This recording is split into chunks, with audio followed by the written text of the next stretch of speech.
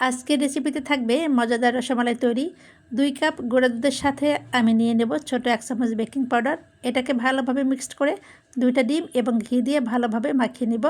একটু নরম হবে, ভয় পাওয়ার কিছু নেই। কিছুক্ষণ রেস্টে রাখলে ডোটা অনেকটাই শক্ত হয়ে যাবে। অন্যদিকে আমি চুলাতে 3 পা দুধের সাথে পরিমাণ মতো চিনি দিয়ে জাল করে নিচ্ছি।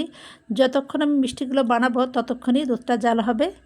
এবার আমি হাতে কিছুটা ঘি মেখে মিষ্টির শেপ দিয়ে নিব। আমি একটু লম্বাটে টাইপের শেপ করে নিচ্ছি, কারণ রসমালাই লম্বাটাই দেখতে ভালো লাগে।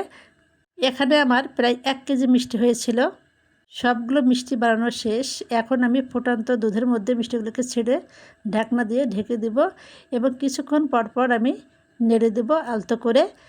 5 থেকে 7 মিনিট জাল করলেই আমার মিষ্টি রেডি। এবং আমি আগে থেকে কিছুটা দুধ জাল দিয়ে রেখেছিলাম, ওটাই আমি ঠান্ডা হওয়ার পরে উপর দিয়ে দিলাম এবং 14 ঘন্টা ফ্রিজে রাখার পরে আমার মিষ্টিটা এতটাই সফট ছিল এবং স্বাদে ছিল দুর্দান্ত। বাসায় ট্রাই করতে পারেন।